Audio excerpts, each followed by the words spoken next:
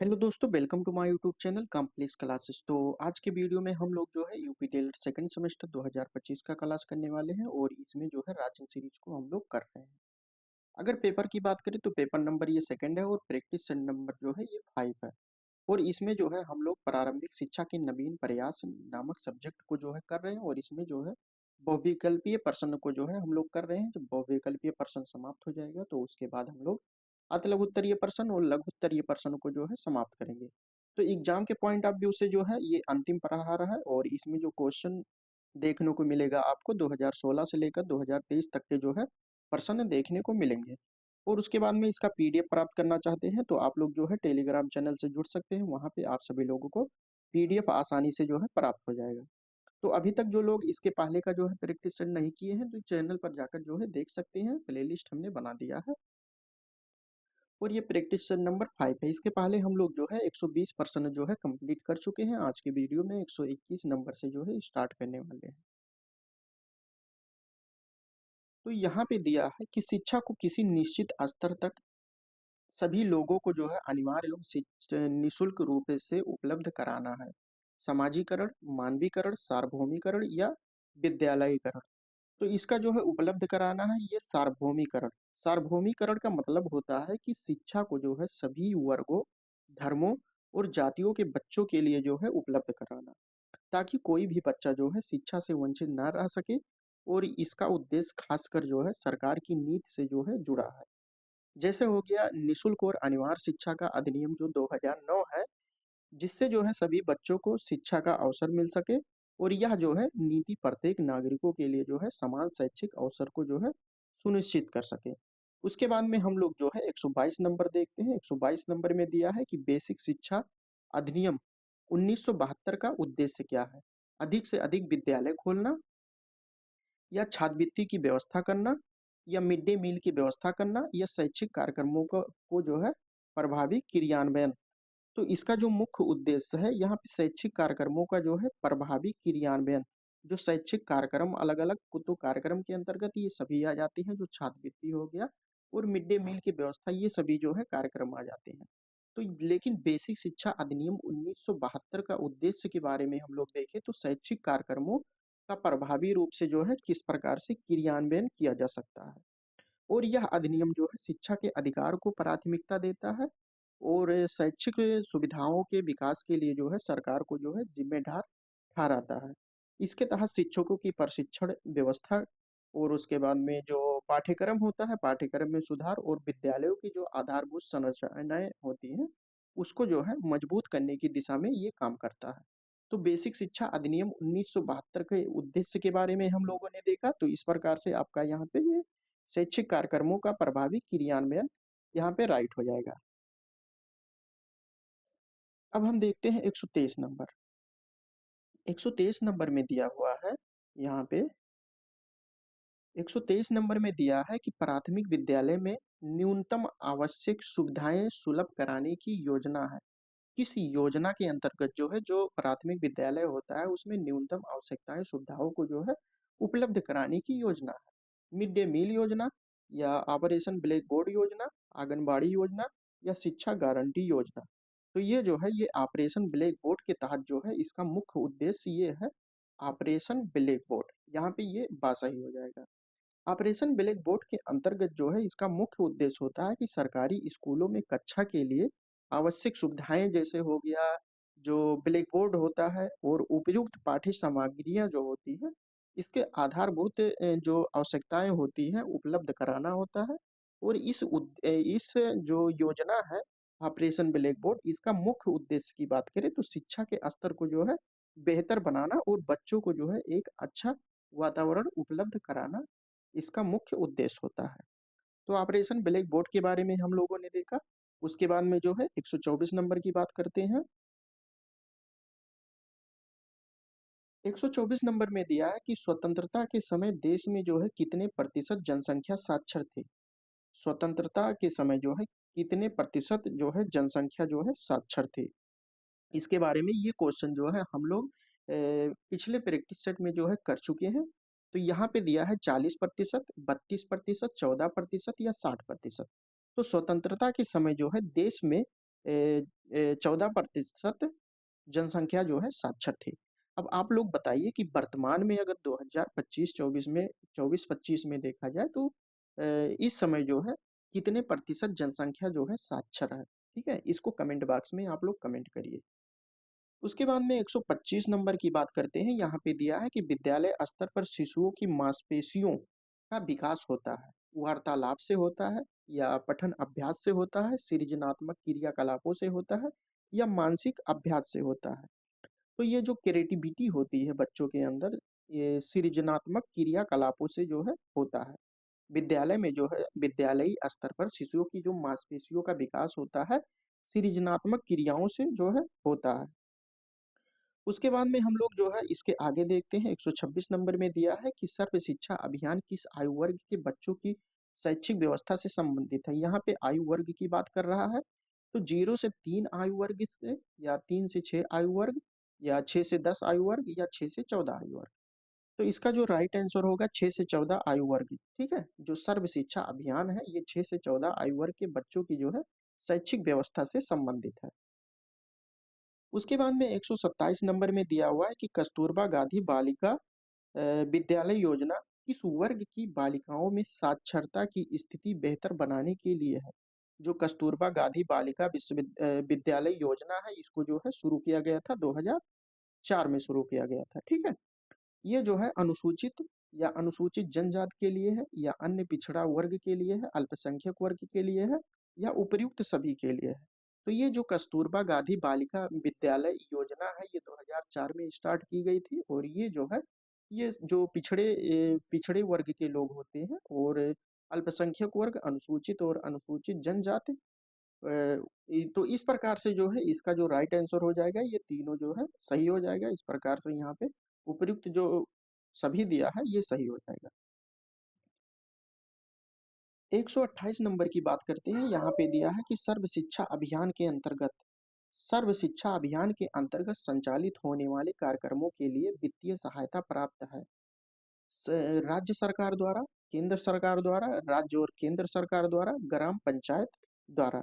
तो इसका जो राइट आंसर होगा राज्य और केंद्र सरकार द्वारा, क्योंकि सर्व शिक्षा अभियान पहले जो शिक्षा था, शिक्षा को जो है पहले राज्य सूची का विषय था। उसके बाद में इसको जो है किस संविधान संशोधन द्वारा, ये आप लोग जो है कमेंट में बताइए कि किस संविधान संशोधन द्वारा इसको समवर्ती सूची में जो है शामिल किया गया है, क्योंकि इसको जो है हम बता चुके हैं। तो इसको जब समवर्ती सूची में शामिल किया गया है तो उस पे जो है राज्य और केंद्र दोनों सरकारें जो है उस पे कानून बना सकती है। तो इस प्रकार से यहाँ पे जो है सर्व शिक्षा अभियान के अंतर्गत संचालित होने वाले जो कार्यक्रमों में वित्तीय सहायता उपलब्ध कराता है राज्य और केंद्र सरकार दोनों कराता है। ठीक है, उसके बाद में हम 129 नंबर की हम बात अगर करें तो 129 नंबर में दिया हुआ है कि कितने अंतराल के उपरांत पाठ्यचर्या के पुनर्विकास एवं समीक्षा का प्रावधान है। 5 वर्ष बाद, 6 वर्ष बाद, 8 वर्ष बाद या 10 वर्ष बाद। तो जो है यहाँ पे अंतराल की बात कर रहा है तो ये 5 वर्ष बाद जो है ये पुनर्विकास एवं समीक्षा का जो है प्रावधान है। यानी राष्ट्रीय पाठ्यचर्या का पुनर्विकास और समीक्षा हर 5 वर्ष में जो है की जाती है, ताकि यह जो है सुनिश्चित किया जा सके पाठ्यक्रम और जो टीचिंग मेथड होती है समकालीन आवश्यकताओं, यानी जो वर्तमान में आवश्यकताएं हैं उसको जो है किस प्रकार से जो है मानकों को मेल खाता है या नहीं। यह पुनर्वलोकन छात्रों की जो है बदलती जरूरतों और उसके बाद में समाज के विकास को जो है ध्यान में रखते हुए किया जाता है। ठीक है, 5 वर्ष में। 129 नंबर हो गया। उसके बाद में हम लोग 130 नंबर की बात करते हैं। 130 नंबर में दिया हुआ है कि महात्मा गांधी ने बुनियादी तालीम या बेसिक शिक्षा का जो है प्रस्ताव रखा था। ये कब रखा था? सन 1920 ईस्वी में या 1937 में, 1942 में, 1947 में? तो जो महात्मा गांधी है ये बुनियादी तालीम या बेसिक शिक्षा का जो है प्रस्ताव रखा था। तो रखे थे, तो कब रखे थे? ये 1920 में जो है रखे थे। ठीक है, और उन्होंने जो है भारतीय शिक्षा प्रणाली के सुधार के रूप में जो है प्रस्तुत किया था और इसका मुख्य उद्देश्य था कि बच्चों को जो है जीवन के कामकाजी पहलुओं से जोड़कर व्यवहारिक शिक्षा का जो है व्यवहारिक जो शिक्षा होती है उसको जो है प्रदान करना। उसके बाद में 131 नंबर की हम बात करते हैं। 131 नंबर में दिया है कि माध्यमिक शिक्षा आयोग के अध्यक्ष कौन थे? जो माध्यमिक शिक्षा आयोग है इसके जो है अध्यक्ष कौन थे? डॉक्टर लक्ष्मण स्वामी मुदालियर या डॉक्टर दौलत सिंह कोठारी या डॉक्टर यशपाल या डॉक्टर राधाकृष्णन। तो माध्यमिक शिक्षा आयोग के जो है ये अध्यक्ष की अगर बात करें तो डॉक्टर लक्ष्मण स्वामी मुदालियर, यहाँ पे देख सकते हैं डॉक्टर लक्ष्मण स्वामी जो है मुदालियर, ये माध्यमिक शिक्षा आयोग के अध्यक्ष थे। और इस आयोग का जो मुख्य उद्देश्य था भारतीय माध्यमिक शिक्षा प्रणाली में जो है सुधार करना और इसे जो है अधिक सुलभ और गुणवत्तापूर्ण बनाना। माध्यमिक शिक्षा आयोग के अध्यक्ष डॉक्टर लक्ष्मण स्वामी मुदालियर थे। उसके बाद में 132 नंबर की हम बात करते हैं। 132 नंबर की अगर हम बात करें तो निम्नलिखित में से किस स्तर के विद्यालय से बच्चों को स्वतंत्र रूप से जो है विकसित करने के अवसर दिए जाने चाहिए। जो यहाँ पे स्तर दिया है कि किस स्तर के विद्यालय विद्यालय से जो है बच्चों को स्वतंत्र रूप से जो है विकसित करने के अवसर देना चाहिए। प्राथमिक विद्यालय हो गया या पूर्व माध्यमिक विद्यालय या माध्यमिक विद्यालय या पूर्व प्राथमिक विद्यालय। तो यहाँ पे जो है पूर्व प्राथमिक विद्यालय से जो है विद्यालय से बच्चों को जो है स्वतंत्र रूप से विकसित करने के जो है अवसर दिए जाने चाहिए। उसके बाद में जो है अगर इसके बारे में हम लोग जानना चाहें तो या बच्चों को जो है क्यों देना चाहिए कि पूर्व प्राथमिक विद्यालय में होता है कि जो है इसमें जो है बच्चों के शारीरिक, मानसिक और सामाजिक विकास की जो है नींव तैयार होती है। पूर्व प्राथमिक विद्यालय में जो उनके जो है समग्र विकास यानी संपूर्ण सर्वांगीण विकास जिसे कह सकते हैं, सर्वांगीण विकास में जो है महत्वपूर्ण भूमिका निभाती है। इसीलिए जो है पूर्व प्राथमिक विद्यालय में के स्तर के बच्चों को जो है स्वतंत्र रूप से सीखने के लिए अवसर देने चाहिए। उसके बाद में 133 नंबर की बात करें, यहाँ पे दिया हुआ है कि हवास की समस्या से जो है आशय होता है। हवास जो होता है इसकी समस्या से क्या आशय होता है? कक्षा में अनियमित उपस्थिति या बच्चों का अनुत्तीर्ण हो जाना, बीच में ही विद्यालय छोड़कर बच्चों का जो है चले जाना या बच्चों को जो है गांव छोड़कर शहर चले जाना। तो इसका जो राइट आंसर होगा बीच में ही विद्यालय छोड़कर जब बच्चे चले जाते हैं तो इसको जो है आवास की समस्या कहते हैं। ठीक है। 134 नंबर की अगर हम बात करें तो 134 नंबर में दिया है कि पटेल एक्ट जो है किससे संबंधित है। जो पटेल एक्ट है ये किससे संबंधित है? निशुल्क और अनिवार्य शिक्षा के विरोध से संबंधित है या अनिवार्य प्राथमिक शिक्षा पर बने कानून से संबंधित है या प्राथमिक शिक्षा में जो है गुणात्मक परिमाणात्मक वृद्धि से संबंधित है या पूर्व प्राथमिक शिक्षा से संबंधित है। तो जो पटेल एक्ट की अगर हम बात करें तो ये जो है ये अनिवार्य प्राथमिक शिक्षा पर बने कानूनों से जो है ये संबंधित है। ठीक है। तो पटेल एक्ट का संबंध जो है प्राथमिक शिक्षा को जो है अनिवार्य और मुक्त जो है बनाने के कानून से जो है संबंधित है। और इस एक्ट का अगर मुख्य उद्देश्य की बात करें तो बच्चों को जो है प्राथमिक शिक्षा में जो है शामिल करने के लिए एक कानूनी ढांचा बनाना था। इसके तहत जो पटेल एक्ट है इसके तहत जो है बच्चों के लिए शिक्षा जो है प्राप्त करना अनिवार्य और मुक्त बनाना था, जिससे शिक्षा को जो है व्यापक और सुलभ जो है बनाया जा सके। उसके बाद में हम 135 नंबर की बात करते हैं। 135 नंबर में दिया है कि राष्ट्रीय पाठ्यचर्या की रूपरेखा यानी एनसीएम नेशनल करिकुलम फ्रेमवर्क 2005 के अनुसार जो है मार्गदर्शक सिद्धांत में निहित है। ऑप्शन दिया है कि पाठ्यचर्या का संवर्धन पाठ्य पुस्तक पर जो है केंद्रित होना चाहिए, पाठ्य पुस्तक पर केंद्रित होना चाहिए। ये पाठ्यक्रम के कुछ उप विषयों को जो है रटंत प्रणाली से जो है मुक्त करना चाहिए या विद्यालय में प्राप्त ज्ञान को जो है बाहरी दुनिया से जो है जोड़ना चाहिए या कक्षा की गतिविधियों को जो है परीक्षा में कम महत्व देना चाहिए। तो इसका जो राइट आंसर होगा यहाँ पे विद्यालय को जो है प्राप्त ज्ञान को बाहरी दुनिया से जो है जोड़कर बच्चों को पढ़ाना चाहिए। ठीक है। ये जो है ये पॉजिटिव आंसर है। इस प्रकार से भी आप लगा सकते हैं, इस प्रकार से यहाँ पे आपका ये सही हो जाएगा। क्यों यहाँ पे गलत है? क्योंकि पाठ्यचर्या का संवर्धन जो है पाठ्य पुस्तक पर केंद्रित नहीं, ये बाल केंद्रित जो है शिक्षा पर बालक पर जो है केंद्रित होना चाहिए। उसके बाद में यहाँ पे दे रहा है कि पाठ्यक्रम के कुछ उप विषयों को जो है रटंत प्रणाली से जो है मुक्त करना चाहिए। तो यहाँ पे देखिए यहाँ पे कुछ विषयों को उप विषयों को दे रहा है, तो इसलिए यहाँ भी ये गलत हो गया और यहाँ भी ये गलत हो गया। और उसके बाद में कक्षा की गतिविधियों को परीक्षा में जो है कम महत्व देना चाहिए। क्यों? कक्षा में जब बच्चे गतिविधि करते हैं उसको परीक्षा में क्यों कम महत्व देना चाहिए? ये भी जो है गलत हो जाएगा। तो इस प्रकार से जो है जो विद्यालय में प्राप्त ज्ञान होता है उसको बाहरी दुनिया से जो है जोड़कर बच्चों को जो है पढ़ाना चाहिए, ये राष्ट्रीय पाठ्यचर्या रूपरेखा के अनुसार जो है मार्गदर्शन के सिद्धांत में निहित है। उसके बाद में 136 नंबर की बात करते हैं, यहाँ पे दिया हुआ है। अब हम लोग 136 नंबर देखते हैं, इसमें दिया है कि हंटर कमीशन, ये इंटर नहीं है,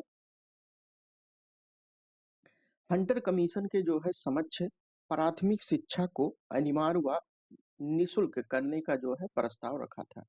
हंटर कमीशन के समक्ष जो है प्राथमिक शिक्षा को अनिवार्य के साथ साथ जो है निःशुल्क करने का जो है प्रस्ताव किसने रखा था?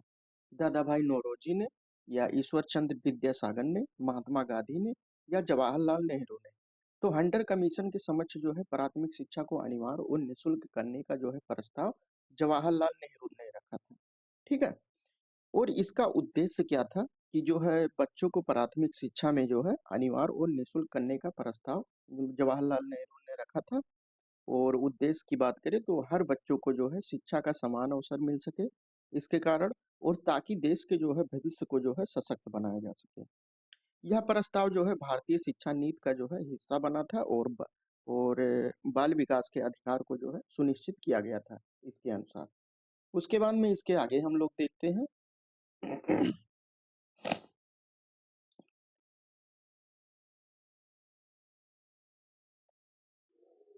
यहाँ पे दिया है 137 नंबर की अगर हम बात करें तो अंतर्राष्ट्रीय बाल श्रम परियोजना, अंतर्राष्ट्रीय बाल श्रम परियोजना संचालित की गई थी।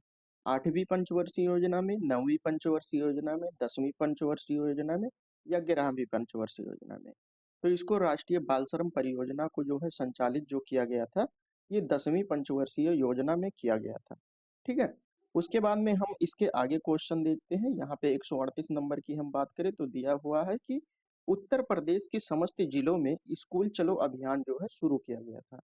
स्कूल चलो अभियान जो है ये कब शुरू किया गया था? 2001 में, 2002 में, 2003 या 2004? तो इसको जो है 2003 में जो है शुरू किया गया था। इसके उद्देश्य की बात करें तो शिक्षा के जो है प्रति लोगों को जागरूक करना था, और बच्चे, और जो प्रत्येक बच्चे होते हैं उनको स्कूल भेजने के लिए जो है प्रेरित करना था।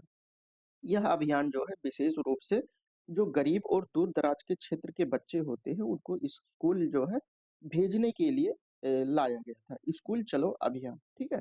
ये उत्तर प्रदेश के द्वारा 2003 में जो है स्टार्ट किया गया था। उसके बाद में 139 नंबर की हम बात करते हैं। यहाँ पे दिया हुआ है कि राष्ट्रीय साक्षरता मिशन, राष्ट्रीय साक्षरता मिशन की जो है स्थापना के बाद सर्वप्रथम संपूर्ण साक्षरता अभियान की घोषणा की गई। सर्वप्रथम यह है, सर्वप्रथम जो है संपूर्ण साक्षरता अभियान की जो है घोषणा की गई थी। केरल राज्य में, या मध्य प्रदेश में, राजस्थान में, या उपयुक्त में से कोई नहीं? तो साक्षरता दर की बात करें तो जो है केरल में भी अधिक है इस समय, और यहाँ पे जो है केरल राज्य में जो है इसकी घोषणा की गई थी, यानी सबसे पहले केरल राज्य में जो है इसकी घोषणा की गई थी। उसके बाद में हम लोग जो है इसके आगे देखते हैं।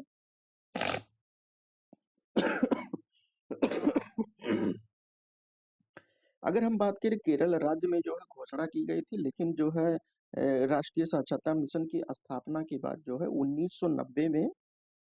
1990 में जो है केरल राज्य में संपूर्ण साक्षरता अभियान की शुरुआत की गई थी। ये आप लोग डेट भी याद कर सकते हैं।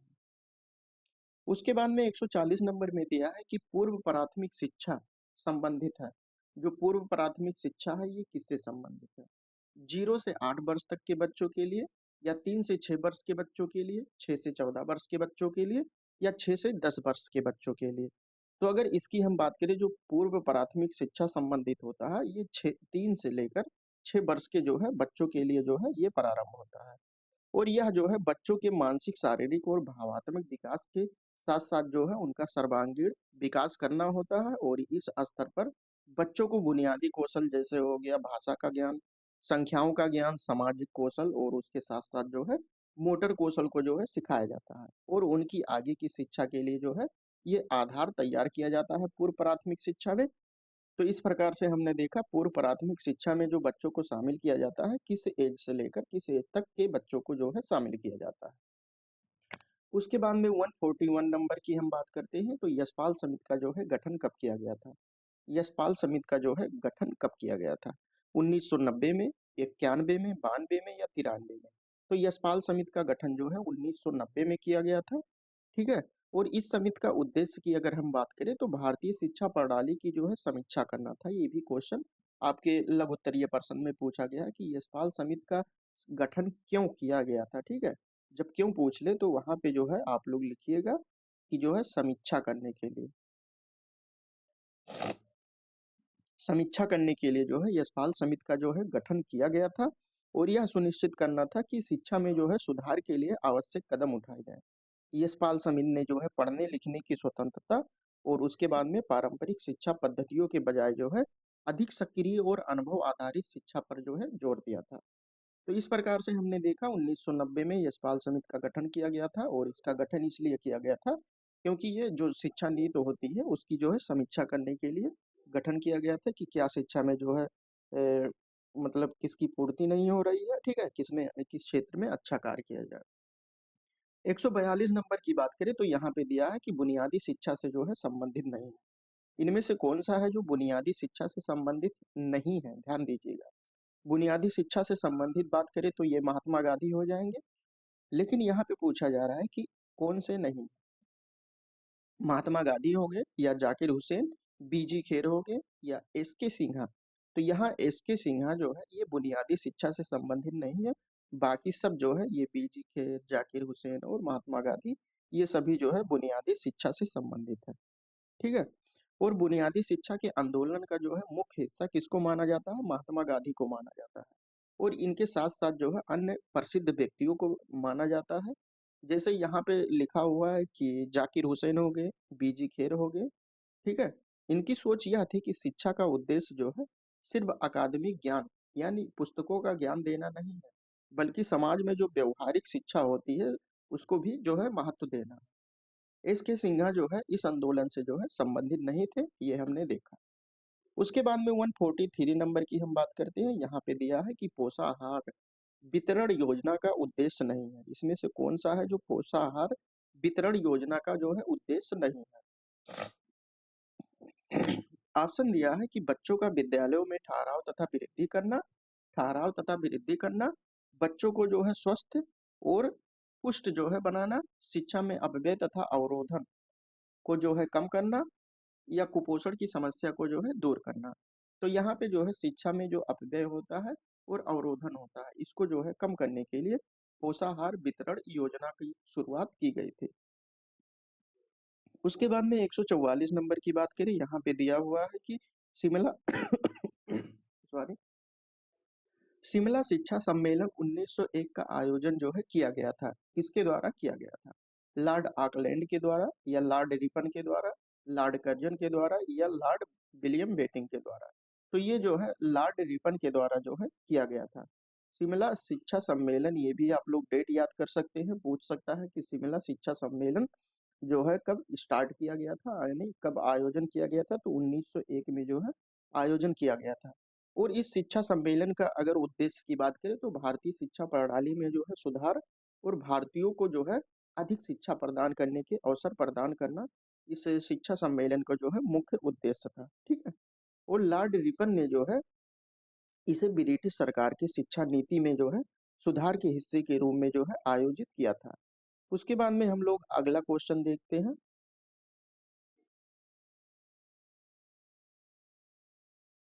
आगे का दिया हुआ है 145 नंबर में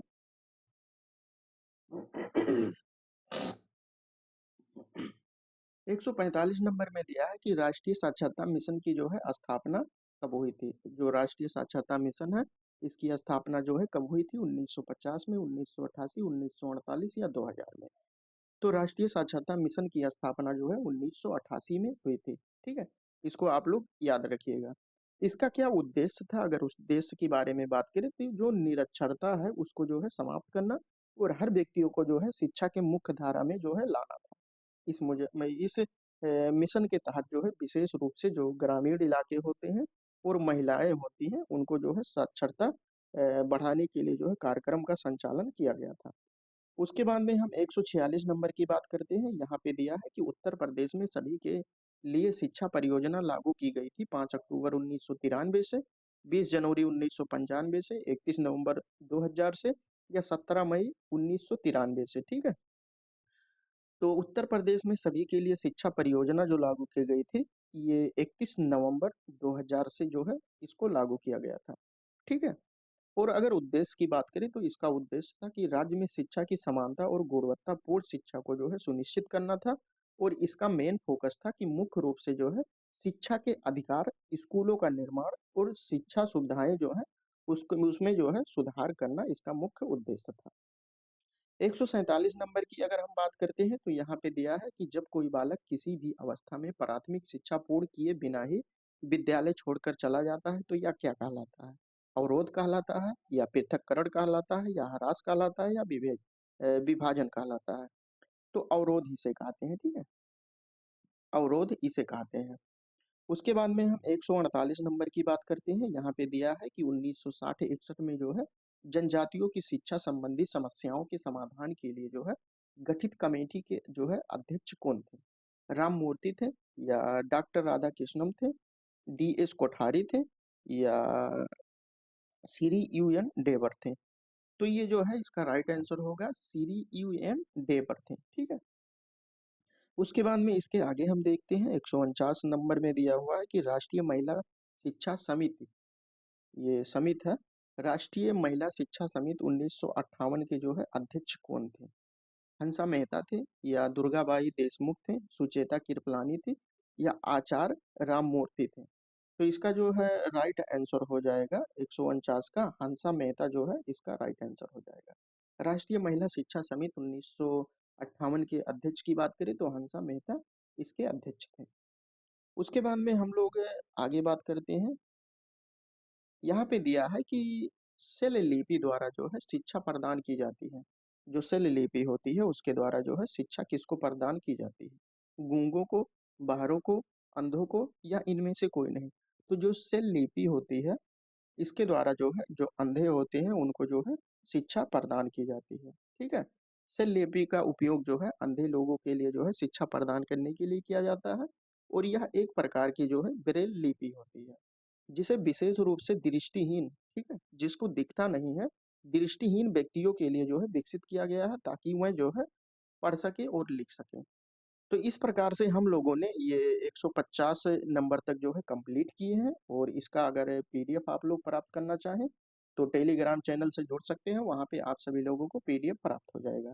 और इसके पहले का जो है प्रैक्टिस सेट नहीं देखे हैं तो जो है आप लोग चैनल पर जाकर देख सकते हैं।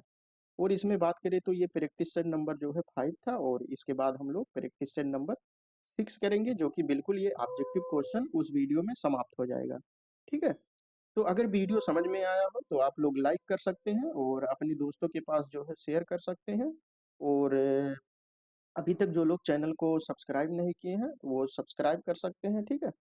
तो चलिए दोस्तों, हम लोग जो है कल के वीडियो में मिलेंगे, इसके आगे का प्रैक्टिस सेट करेंगे। तब तक के लिए जय हिंद, जय भारत।